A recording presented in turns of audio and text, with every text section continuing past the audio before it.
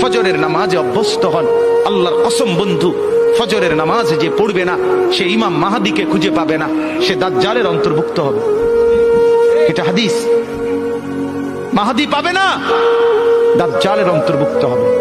এই সমস্ত মাথার সেলুন কাটিং চুল যেগুলো উঁচা, সামনে বড় বড় চুল, এদিকে চুল নাই এদিকে চুল নাই, সব দাজ্জালের চুল। বিশ্বাস করো, একেবারে পরিষ্কার হাদিস, মুসলিম শরীফের হাদিস। আল্লাহর নবী বলছে দাজ্জাল হবে শাবুন কাতাতুন, দাজ্জাল হবে যুবক, আর দাজ্জালের চুল হবে এলোমেলো। এই জন্য দুশ্মন এটাকে জনপ্রিয় করে দিছে। এই দুনিয়ার জীবনটা ধোঁকা, একটা ছোট্ট জীবন, পুরা ধোঁকা, কিচ্ছু নাই এর মধ্যে। আমার কথা শোনেন, এই দুনিয়ার জীবনে কিছুই নাই। চারপাশে অনেক কিছু মনে হবে, আপনার বাড়ি আছে, গাড়ি আছে, স্ট্যাটাস আছে, টাকা পয়সা, প্রতিপত্তি সব আছে।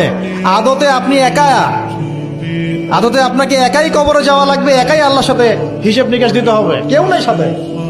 এই যে আমরা নিশ্চিন্তে ঘুমাই, সারা জীবন 30-40-50 বছর নিশ্চিন্তে কাটাচ্ছি, কোনো ফিকির নাই, নিজের পরিবারের, সমাজের, রাষ্ট্রের, উম্মার কোনো ফিকির নাই। অথচ এই মানুষের সামনে অপেক্ষা করছে মৃত্যু। জি, আজকে থেকে 100 বছর পরে আমাদের মধ্যে কেউ থাকবে না পৃথিবীতে, এটাই সত্য। তারপরে আছে কবরের সওয়াল জবাব, তারপরে মিজান, এই পুলসিরাত, পুনরুত্থান, জান্নাত জাহান্নাম, এগুলো আমাদের সামনে অপেক্ষা করছে।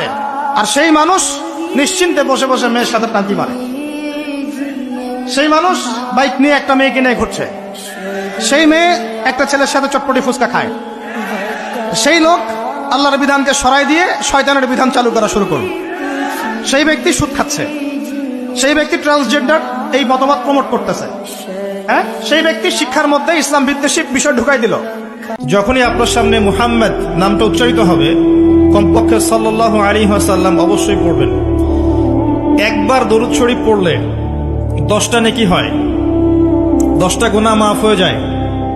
আল্লাহ পাক 10 বার আপনার প্রতি রহম করবেন, আপনার মর্যাদা আল্লাহ পাক 10 গুণ বাড়িয়ে দিবেন। বলেন সুবহানাল্লাহ। আল্লাহ তাআলা বলে, বান্দা দীর্ঘদিন যদি তুমি আমাকে ভুলে যাও, আমার ইবাদত, আমার বন্দিগি, সেজদা, নামাজ, হালাল উপার্জন, একদিন আমি তোমাকেই তোমার থেকে ভুলিয়ে দেব।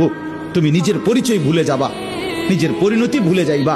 তোমার আর কোনোদিন মনে পড়বে না তুমি মুসলমান, তোমার আর কোনোদিন মনে পড়বে না তোমার একটা কবর আছে, হাসর আছে, মিজান আছে, ফুলসেরাত আছে, আমলনামা আছে। এটা বলে দাও, এটা বলেই যে 50 বছর ধরে প্রতিদিন মিথ্যা বলে, 50 বছর ব্যবসা করে, প্রত্যেক দিন ওজনে কম দেয়, এটা কেমন ডাকাত। হে যুবক, মনে রাখো এ জীবন চিরদিনের জন্য নয়। হে যুবক, মনে রাখো তোমার এ যৌবন চিরদিন থাকবে না। হে তরুণ, তুমি মনে রাখো তোমার এ জীবন অমর নয়, তোমার জন্য মৃত্যু নির্ধারিত। নির্ধারিত সময়ে তোমাকে মরতে হবে।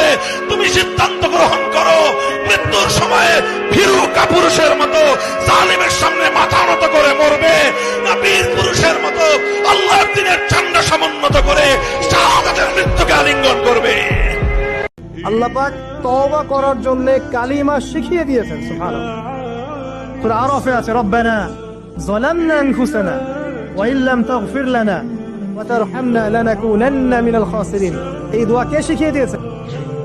আল্লাহ। এই পদ্ধতিগুলো বলে দেয়া কি আল্লাহ পাকের দয়ার পরিচয় নয়? মৃত্যুকে যে বোঝে, মৃত্যুর ফিকির যে করে, আখিরাতকে যে চিনে, কবরকে যে চিনে, আখিরাতের জিন্দেগি যে বুঝে, আল্লাহর কসম সে বুদ্ধিমান। বুদ্ধিমান। দুনিয়া আমার, আখিরাত আমার, দুইটাকে যে সামলাইয়া নেয় সেই চালা। আপনি বাজারও করেন, আপনি নামাজও পড়েন, অসুবিধা কি? আপনি সংসারও করেন, হালালও রোজগার করেন, অসুবিধা কি?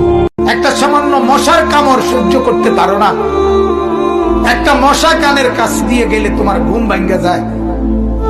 মশারি টাঙ্গাও, কয়েল জ্বালাও, অ্যারোসল লাগাও, এত কিছু করে তুমি মশার একটা আওয়াজ থেকে, কামড় থেকে বাঁচতে চাও।